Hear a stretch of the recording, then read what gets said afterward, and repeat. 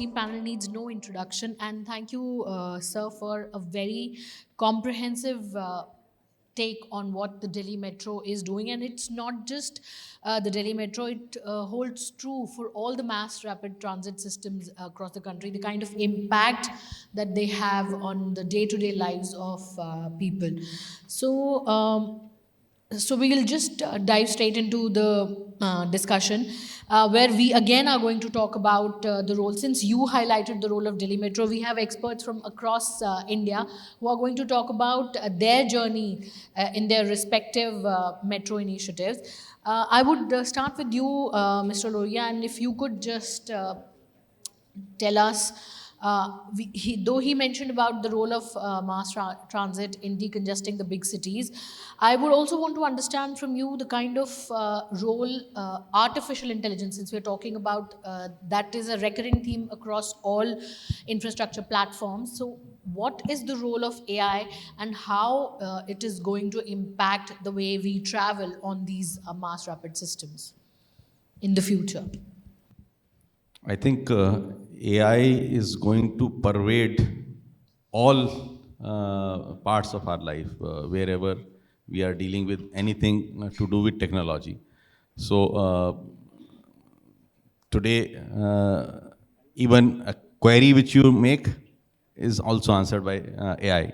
But definitely, when we have big data, which any mass transit system has, and you need to analyze that data, you need to optimize your operations. So AI can be a good help there. As far as if this, I would say the system, those people, those who are running the system, so system optimization can be helped a lot through the AI, because all the data of passengers, their travel patterns. So now it will become easier through the AI. So that is, I think, one where the costs can be reduced. The operations with the same amount of trains, you can give a better service, have lesser waiting times, clear people better, handle their complaints better. In fact, even on housekeeping things, as simple as housekeeping things, you need to reduce your manpower, but at the same time you want things to be clean. So now you can again use AI there as to where you should deploy your manpower, at what time, what is the pattern of the uses of the infrastructure facilities. So a lot of efficiency improvement things can happen through the AI. The interaction which the metro is going to have with the people, so again, that can be helped through the AI. Ticketing, yes, MD Delhi Metro mentioned what all advancements they have now incorporated in the system. So I think the interaction of people with the metro system, the inquiries, and the system itself, which it has to use the AI for the improvement. So that is my take on the AI. Before I ask Mr. Rao about the role of AI that has to play, I would again ask you, Mr. Loy, about the cost that is associated with AI. Does, as it is, the mass rapid transit systems, even Delhi Metro, which is running for the last 2 decades, in terms of profitability, we have not. It is far. I mean, it is far from breaking even. I wanted to understand from you the economic aspect of bringing in AI. Even though we know that it is inevitable, it is going to be the future. But what sort of cost is? It comes at what sort of cost, if you may reply that. I will not be able to give a definitive answer on that, but yes, AI is going to be cheaper than manpower, that is for sure. And the cost of uses of AI is going to decrease as AI is going to, the use is going to increase. The efficiencies that you will derive, so cost benefit analysis of using AI would outweigh the cost part. So the benefits are far more. So if you just take whether it will be beneficial to use AI, my take is yes, it will be beneficial. In terms of, you said whether it is profitable or not, when from the ministry we were considering all the metro projects are essentially social sector projects. So they are not to be taken only as financially viable projects, and that is why Government has been investing a lot in these metro projects through the equity, through the subordinate debt, and also the long-term debts. The economic returns to the society is far more. The need is that whatever government is investing into the infrastructure and whatever value addition which is happening around the corridor, that value capture has to happen so that the externalities of metro can be internalized, and the government investment through the increase in property value and all other benefits which are coming, so that they can be cashed and flow back to the metro, so that yes, it is a long term thing. You invest now or maybe reap over a long period of time, but that should be rooted back to metro. So, how do you plan to harness AI, Mr. Rao, at your level? AI and IoT things are the latest developments in the digital technology that has come world over and being used in almost all organizations. When it comes to metros is the new age modern urban transportation, and it is mostly in the cities within a radius of 100 kilometers.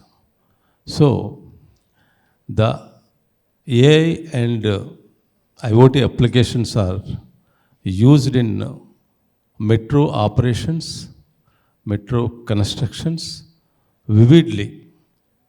Of course, it is coming just now.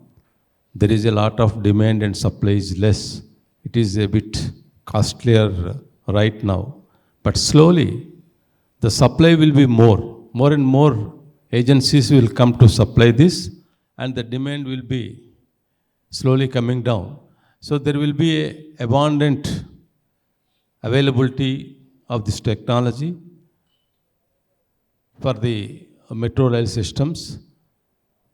So what we could take advantage of these two new digital technology innovations are predictive maintenance.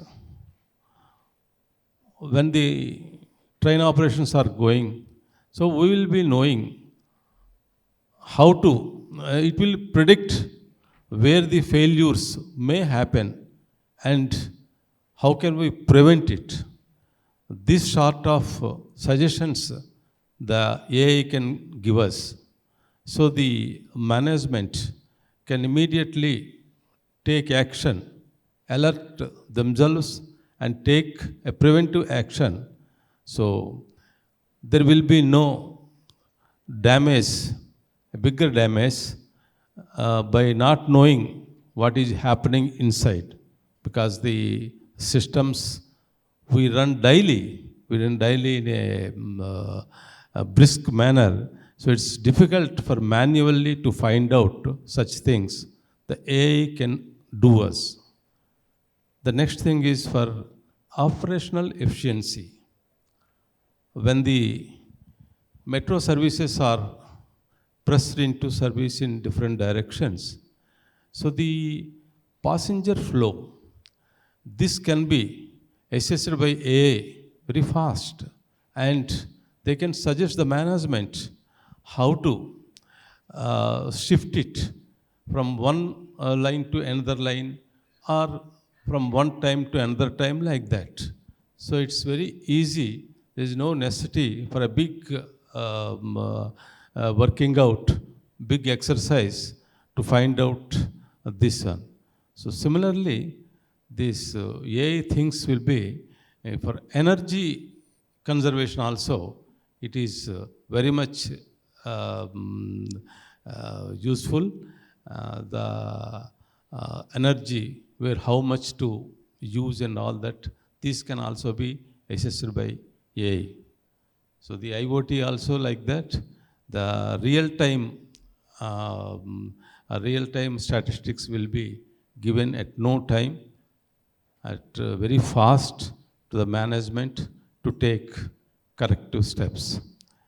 So I'm glad you mentioned about the environment aspect of technology, and what environment aspect of technology plus the impact of environment because of the mass rapid transit systems like these metro services. Here, I would like to bring in Mr. Sanjay Kumar, since he is representing a very unique kind of metro that is there in the country. I wanted to understand from you what kind of tightrope walk was it in terms of giving a mass transit system and ensuring that it does keep the environment a bit in mind. Basically, your question pertains to basically environmental. Okay, good. Yeah, I was expecting these similar AI questions for me also, but no problem because we did a lot of work. So and then we thought, no, we will So, come later. We'll come later because we have to be. The time is also a constant. See, as far as our because I am from Kochi Metro, and the environment for any project. So basically, the environmental clearance has to be there. And as you know that Kerala that is basically called the God-owned capital. So there you cannot do anything with the environment. So we have just started our phase 2 project. So there, what we are doing, in fact, we have already taken the clearances from the government, state government, and the central government also to proceed with that work. And we are basically going for the new technology, that basically which is like pre-cost blocks, so that there should be minimum interventions with the disturbance with the people, and then we are seeing the divergence and shifting some poles, and so that to get it cleared, so that there should be minimum disturbances to the people. And then we are not the cutting unnecessarily trees, and we are planting also. And as far as our this is about the environment. Now coming to the sustainability, the Kochi Metro is highly committed about this its sustainability, especially the green energy.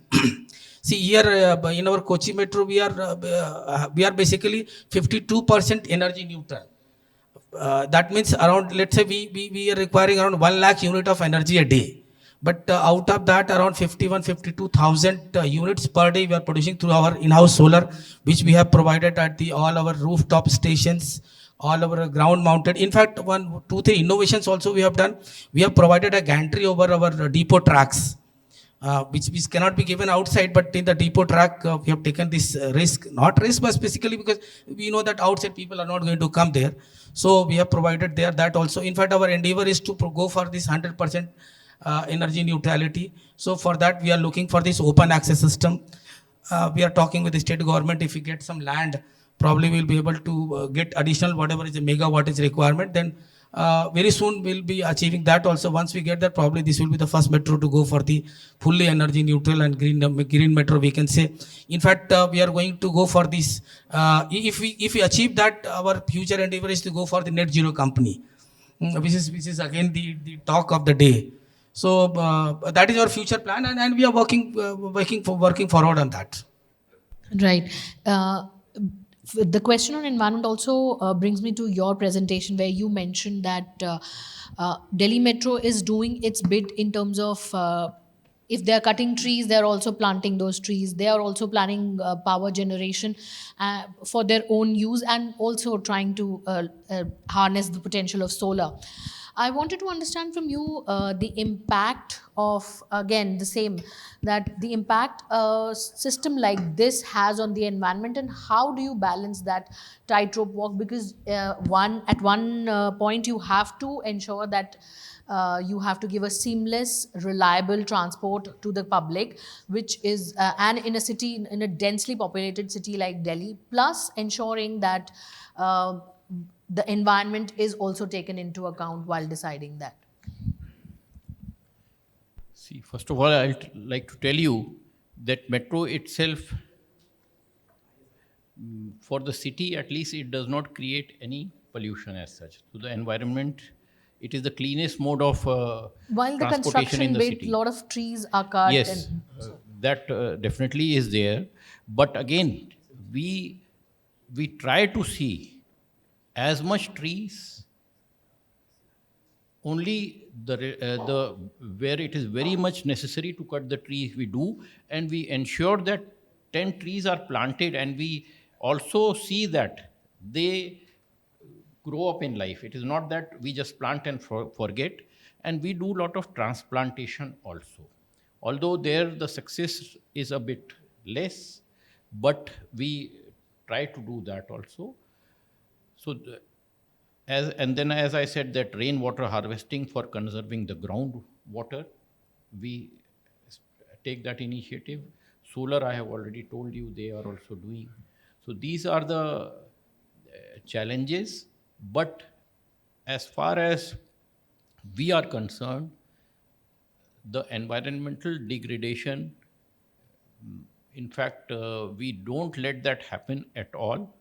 At construction sites, you were mentioning that work goes on. Definitely, there is dust and pollution which is generated, but we do have these anti-smog guns and spray at the sites. We have very strict protocols for what material and how to dispose that construction and this waste material, how to dispose that. We have set up CND and waste management plants in Delhi, which are dedicated to. In fact, we are further these at CND waste plants. We are using that further for making bricks and pavements for our stations itself. So this is what we are doing. Basically, you're saying that you are well prepared to deal with the environment challenge that it poses at the time of construction, as well as at the time of uprooting the trees and transplanting or planting more trees is concerned. I would like to bring in Mr. Loya here and ask you, when you're looking at funding a project like the size of metro projects in India, in a country like India, which is densely populated and with the environment aspect in mind, what sort of consideration is from the environment point of view? Again, I'll stick to the environment bit a little bit more.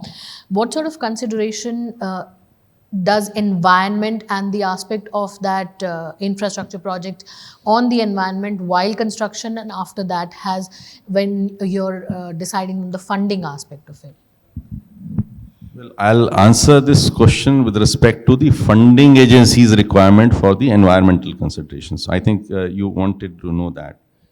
So, most of the metro projects, they are funded by the external funding agencies, multilateral or bilateral funding agencies, and they have quite strict, I would say, environmental considerations.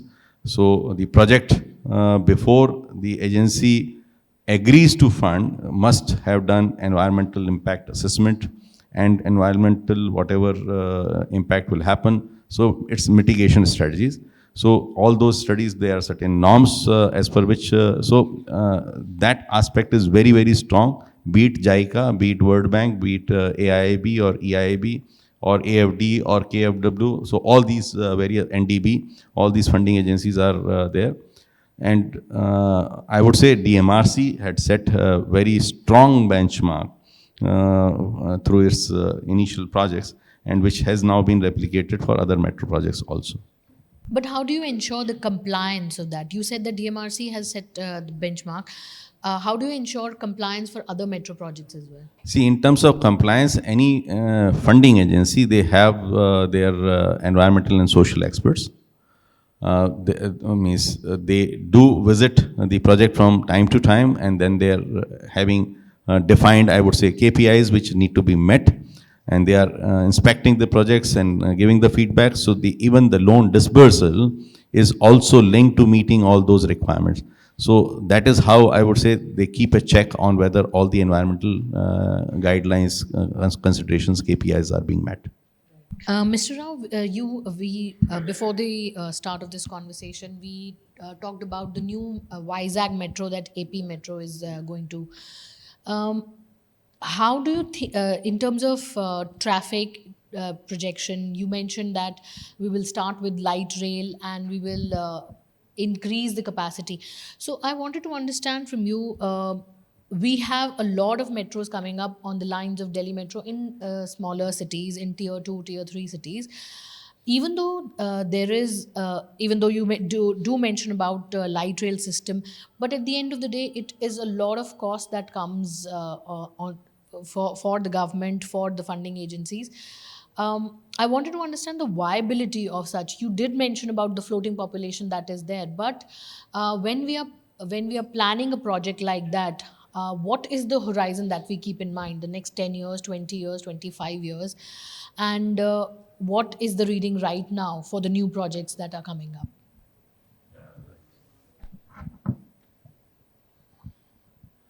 Before I answer the question what you have put it, so I wanted to tell something about the environment issue because I missed it in that.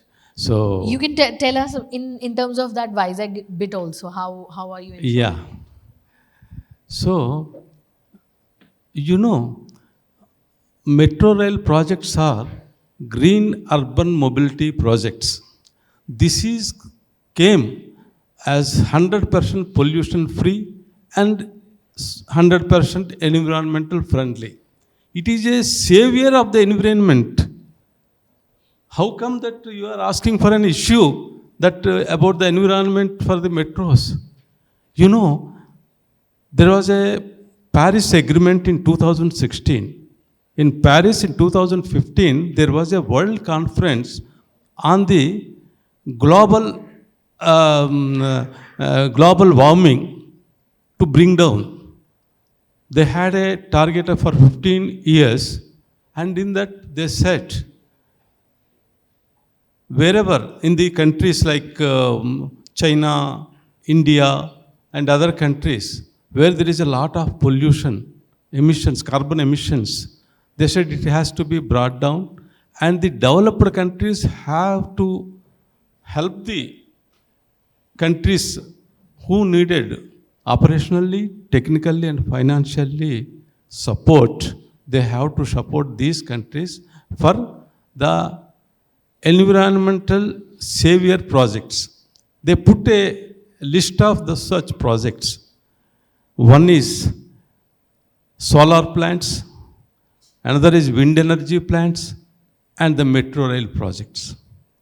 So for metro rail projects, they said, you give loans at 0% or 1% or not more than 2%. This is the agreement arrived at in that, included in that Paris Agreement. And for the metro projects, like any other infrastructure projects, when we go to Government of India for PIB clearance, the Public Investment Board ask for clearances from various ministries like Civil Aviation, Niti Aayog, Minister of Finance, Home Ministry, and all that. So only metro projects have been exempted from environmental clearance. We need not take environmental clearance for this project from Ministry of Non-Conventional Energies. MNC is there, so we need not take it because metro itself has come as an environment savior. No, I wanted to understand from the construction point of view, because when So, you're constructing and yeah. ensuring compliance is what I wanted to Yeah, understand. even construction also. Look, metros are in India constructed either underground or elevated. The elevated track goes middle of the existing roads. In the middle of the existing roads, we are taking it.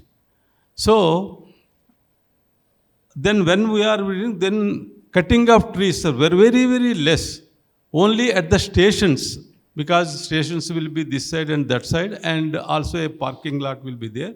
There only a few trees will be cut. For the 95% of that this thing, there is no destruction to this. During construction, there will be, say, dust pollution, and these pollutions will arise, but it's only temporary. Say about 3 months, 4 months. For that, our Vikas ji has told what measures we are taking to control it, and the water guns and all that we are using there to contain the dust pollution, other pollution. But otherwise, it's a environmental friendly. And when come to our Vizag project, about the financial viability, financial sustainability. Vizag is a very developed city. It's financially earning the GDP very high in comparison to many cities in India.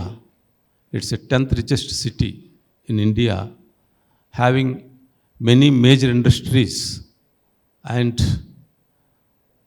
about thousands of MSMEs. Not only that, the city is centrally located on East India,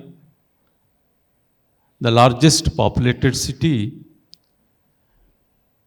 next to Calcutta and Chennai, which are extreme in the extreme ends. So being in the middle of the East India, East Coast, so the not only Andhra Pradesh and the adjacent states also depend on this city. This city being the industrial hub, there are so many industries and so many hospitals, corporate hospitals, all corporate hospitals are there for medical needs. People come to this city and it is a tourist destination, the highest tourist earner in Andhra Pradesh. Of course, next to Balaji. Balaji is a world-class tourist center. Other than that, Vizag is the highest tourist earner and educational hub, medical hub. Like that, with all that, the floating population is much more. And you know, the city is a linear city.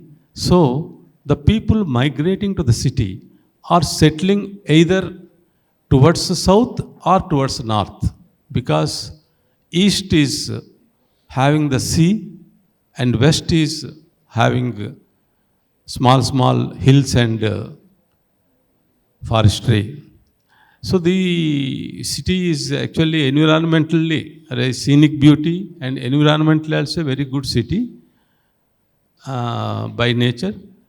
But again, this when we city expansion is taking place, the migrated people to the city are settling in the city outskirts and reaching to their workplaces will be very long. The trip length will be much more, which is required for metros. If you have 360 degrees of expansion, so people will be nearby. Here, the person who is working in steel plant has his children has to go to the educational universities, which is about 22 kilometers this side. City for Vizag, towards southern side, we have industrial clusters, this special economic zones, medtech zones, pharmacity, NTPC, whatnot. We have so many, all the industries are towards south, and the universities, IIM, and the health city, all are these hospitals and all that are the north side. So the people have to travel along in the city to reach the places. So this kind of the new age urban transportation is required for the city like Vizag, and we have worked the traffic demand and ridership very conservatively. Our consultants are UMTC, which is again Government of India's concern. So they unbiasedly they do. They are not a private consultant. What I say, they will do it. No. They have done in their own way. And they arrived the figures. They said 5 lakh people will be there. This 5 lakh is 20% of my total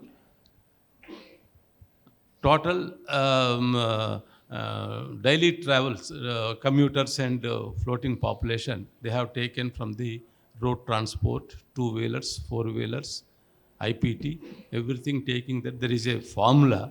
It's not that just they will put it figures. In that formula, if you work it out, it is coming to some percent. In that 20% only we have taken for metro. Model shift will be 20%. And again, we have, from our side, we have, because it is a PPP project, it has to be, developer should come. Because when for Hyderabad, they calculated that there will be 17 lakh people. The developers are asking where is the 17 lakh people per day. So that's why ours is 5 lakh 19,000. That also we have brought down to 70%, 80% and 90%. We have not gone for 100%, calculated rightly by UMTC. Though they have calculated, we discounted it and calculated the FIRR, and we are offering another 250 acres of land for real estate development by the developers and earn money on that. That will help me also, because the city outskirts will be developed. I am giving 250 acres of land just by the side of the government lands, by the side of metro alignment, so that that areas will be developed, and there will be a walkathon from the station to the colonies, like that. So this way we are developing and developing to make it more lucrative to a private developer to take up. This PPP is very much needed for metro projects, because metro projects are capital intensive projects, and it is under the state government, because it is a city transportation. If it is flights, it is under cover of one country. Railways, it is covered in a country, because it goes from one state to another state and this thing.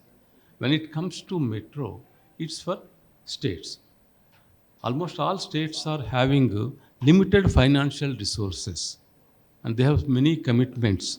So spending so much on transportation, if one city is okay, if 3-4 cities they have to take it, like your UP, Maharashtra, MP, and all, they are expanding to the third city, fourth city. So when it comes, so it's very much burdensome financially to the state governments. So they have to encourage PPP mode. And our Honorable CM, Mr. Chandrababu Naidu said, not only the private participation, public-private participation, it should be 4 Ps. Public, private, people's participation. So that people's participation also we put here. The parking lots, the multimodal transport hubs, the solar energy plants on the metro assets, and property development on stations. Of course, it will take a lot of time, so I am not telling the details. So these things we are giving to individual people, so that to make them entrepreneurs and earn money. You must have heard about Invitus. Invitus is nothing but people's participation in the investment, people's investment in the infrastructure projects. So this is a recent concept accepted and approved by SEBI. So this concept we are adopting in Vizag, and with all that, I am sure, I am damn sure that Vizag project is financially very, very viable and sustainable. Thank you, ma'am. Thank you, Mr. Rao, for giving us the blueprint of the upcoming Vizag Metro, and also answering the question before I ask about the PPP, because that would have been my next question. I wanted to learn from you that how, even though Metro has not dealt with the kind of success a PPP in PPP that you would expect it to be. But going ahead in the future, what kind of PPP model or private participation is DMRC looking at for expanding and enhancing the current network and in current uh, growth of the company? Like for the future networks. Yes, I'm talking about private participation for these mass transit systems, for these metro services. Delhi Metro had a PPP earlier, but that did not work.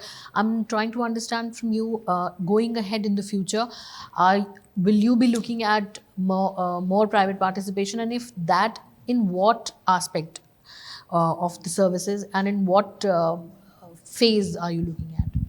Private participation in giving various services we are looking at, like we would say that Monetization bit that you're talking yes, about? monetization, and also O&M also, because in fact a private company, if it does, brings a lot of efficiency, because government the salary structure itself is very huge, and that is the biggest chunk of expenditure which a metro Staff cost. uh, Right. has in its O&M. So there we want, but as far as new projects are concerned, that being PPP, for that we are not envisaging here, because the reason being NCR is already quite crowded, and as he told, PPP, the way they are going, it seems to be a very good thing, because PPP can only be successful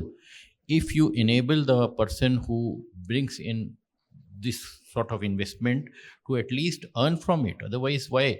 If he loses, then how will it be successful? So they are giving like land, so that land, transit oriented development, value capture financing, this all should be put in, and that person needs to be enabled. The reason being, I will tell you, the government projects which we get, the loan which we get is by sovereign guarantee, and the rate, as he mentioned, is very less.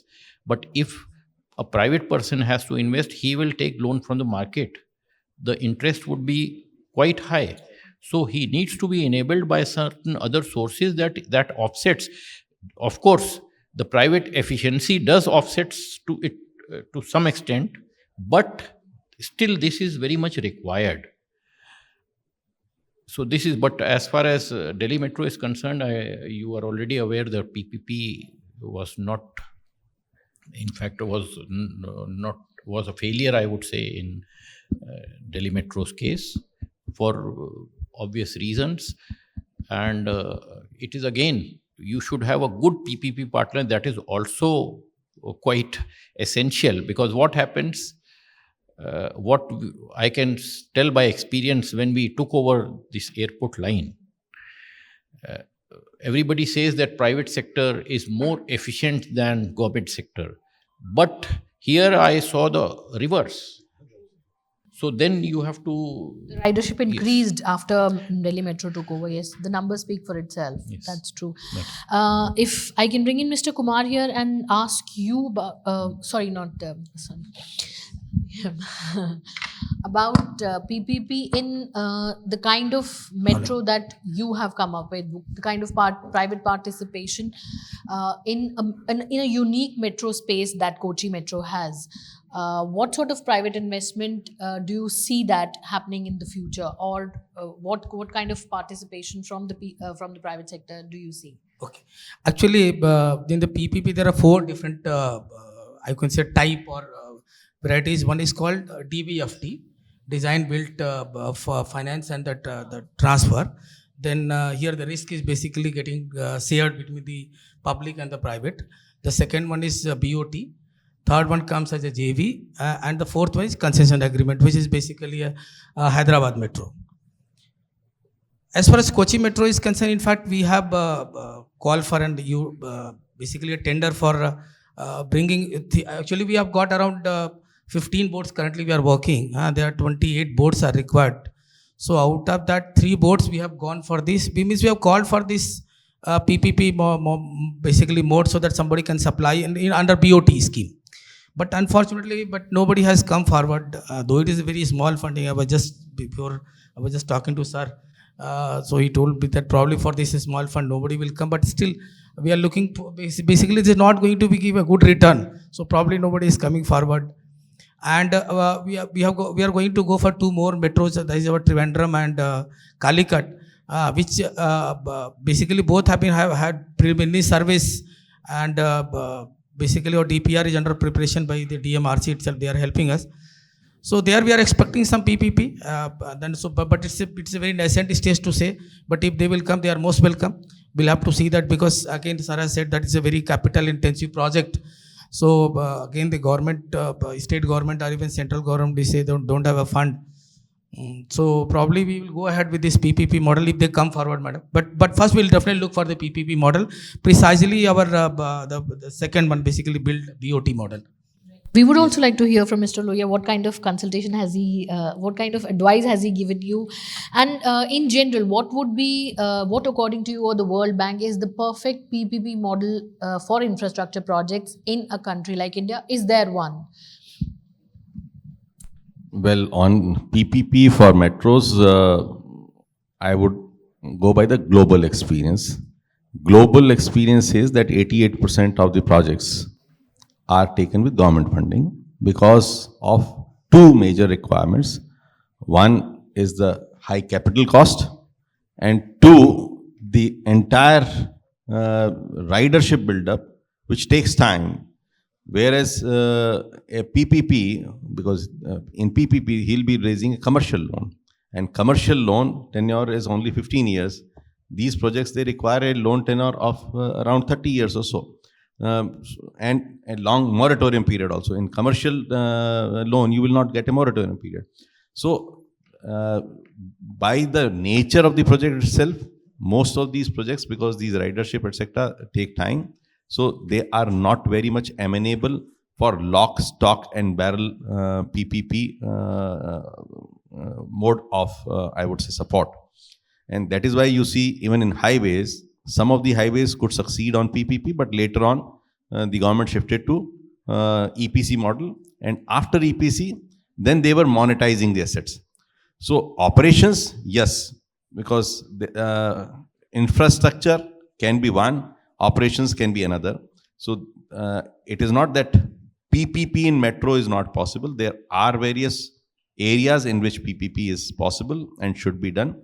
Operations definitely is one area in which PPP should be tried. That's a very valid point that you have raised. With this, I throw the house open for a few questions. We have time for a few questions. Yes, ma'am.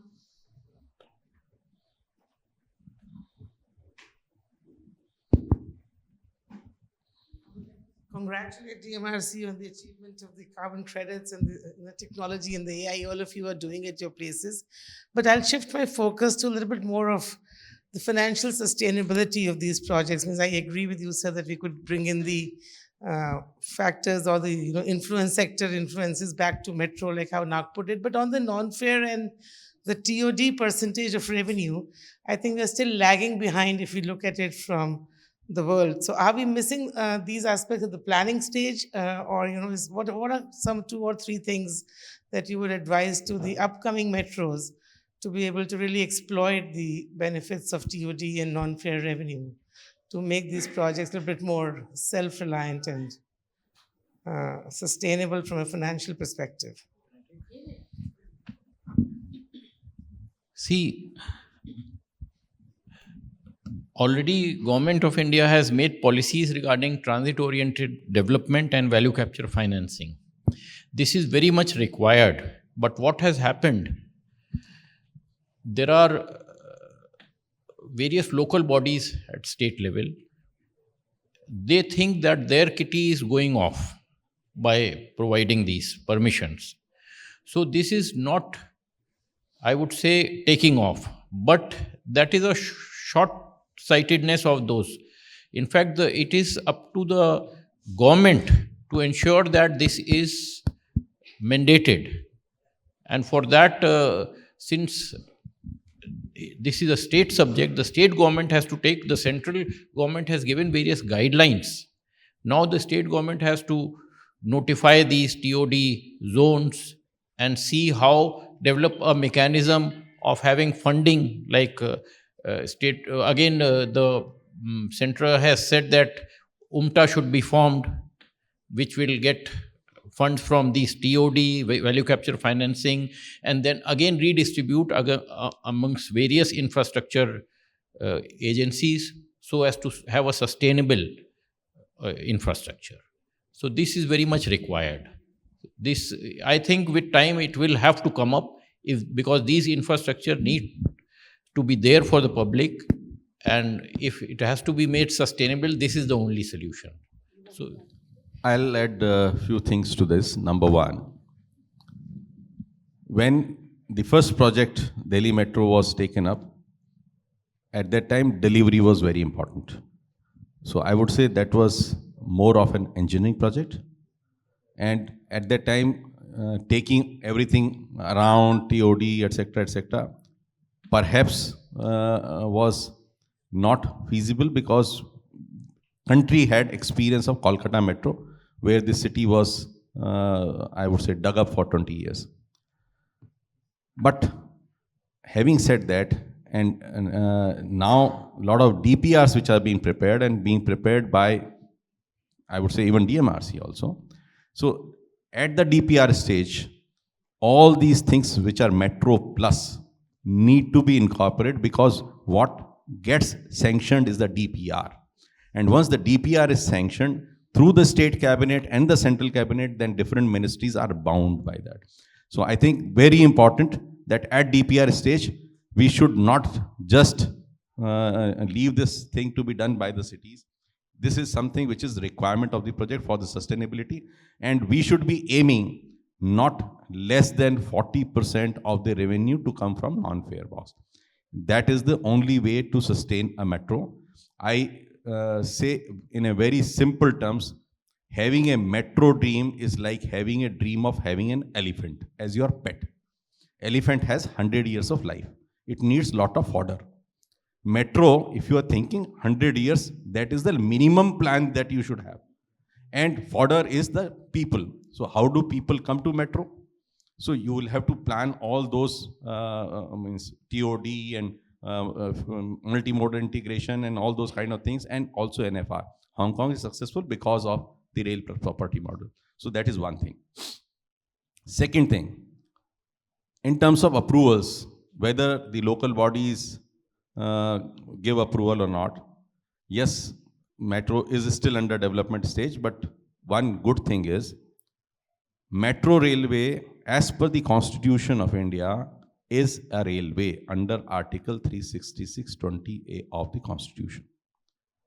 So it flows from the Railway Act. It is not divorced from the Railway Act. And Railway Act, being a railway, gives a lot of powers to the metro rail administration as well. And in case of station development for the railway stations, we took legal opinion from various authorities right up to cabinet, then we took the approval, and IRSDC was established as the deemed special planning authority. And that should be the case for the metro rail organizations also, so that on the approvals, all the projects which are developed by metro rail organization are stuck because the approvals are not coming. So the opinion of the Attorney General of India is, and also the Law Ministry is, that consultations have to happen as far as, because it is not independent, it is interdependent. So consultations have to happen with the other authorities, municipal authorities, town planning, etc., for the infrastructure part. But the approval part, so there is a parallel already established. I think it is a time now that metro rails should assert to get notified as special planning authorities for the development in and around metro stations, which is metro railway property.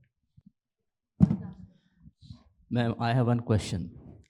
I am J.K. Bhatti, ex-additional general manager from RITES. I have worked in RITES for 35 years, and 10 years I have worked in 3 metro projects. In fact, I have 2 questions. Madam have asked partially, and most of the panelists, they have given the replies. My first question is to Mr. Rao, MD, Andhra Pradesh Metro Rail Corporation. And my second question will be to common to all the panelists. Only one question, yes. Rao sir, what are your views so far as sustainability of metro light, new light and water metro projects are concerned? Why I'm asking this question?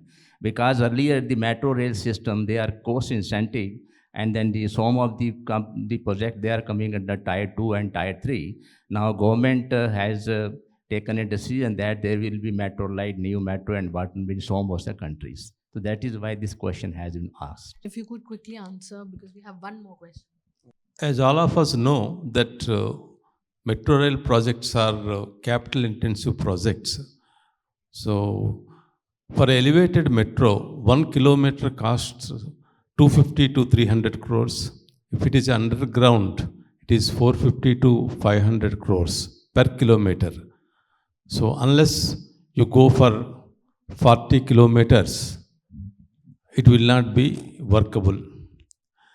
So the heavy metro system which we have in Delhi, Mumbai, Bangalore and other places in the cosmopolitan cities, so it carries 800 people per service. 800 means 16 buses, equal to 16 buses. So that much traffic demand is not there, ridership demand is not there in the tier 2 and tier 3 cities. But yet, the tier 2, tier 3 cities also needs metro systems, a quick transport to get the 100% productivity, optimal economic empowerment. We need this new age metro systems. So what we should do? We should see that capital expenditure has to be brought down, and the O&M also, operational maintenance, recurring expenditure also. So how to bring it? So there it has come, Metro Light and Metro Neo. So Metro Light is the system, they said it is on road. On road, this is a smaller system, of course, but on road. Like a tram or something? Like a tram, yeah. Similar to the tram. Tell me, which city has that much road to accommodate the tram system also? Not possible. Similarly, you take Metro Neo. Metro Neo is a tire-based system. It's a long Volvo bus type. It was introduced in Chandigarh. So this system, wear and tear, repairs and maintenance is very high compared to the comfort or the revenues it earned. So we have designed this light metro system, which is the hybrid of your tram system, and this tram is on the capacitors and batteries, but ours is a equal, similar to the heavy metro system, but a smaller system where you can save energy a lot. Right. And also the manpower, etc. So that's how it worked, as 20% less in capital and 25% less in that. Right. So this way we are going for this thing. But metro rail system is basically, I just wanted to tell, Madam also asked about the sustainability. Why you people are so worried about sustainability and financial viability? Because Indian Railways is a rail-based, that is your heavy steel and this thing. Likewise, metro rail system also, same system. It is in the city, and that is from state to state. Indian railway system for the last 100 years, it is making profits. In government terms, we call it surplus. There is never it is in losses. So first 50 years it was in losses. After that, it has come to the profit zone and gone like that continuously. Like that, this also. after 15 years. In metro rail sector, except Delhi Metro, no other metro has got 15 years. So after 15 years, you ask me, it is as Mr. Lohia said, it is 100 years project. Once you lay it down, it will continue for 100 years. So you will be in the profit zone, in the surplus zone after 15 years. Right, right, Mr. We just have, I think the time is over. Just one last question. Yeah, Bega, sorry, yeah. Just one or few observations. Number one, railways and metro you can't compare.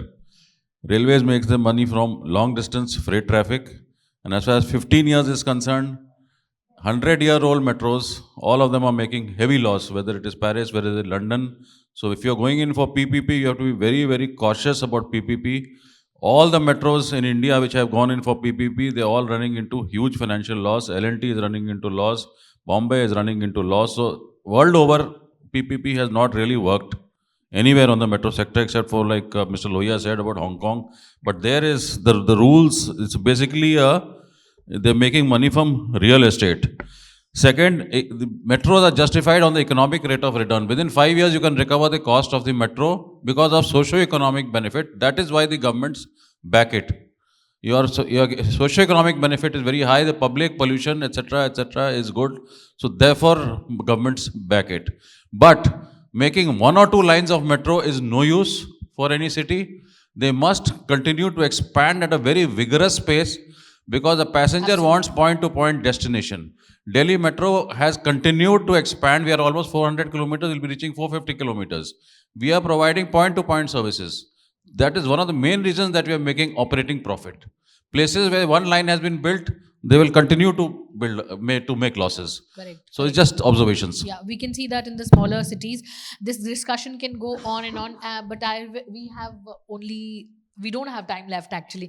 So thank you, gentlemen. Thank you for this very, very interesting discussion, and thank you all for listening in.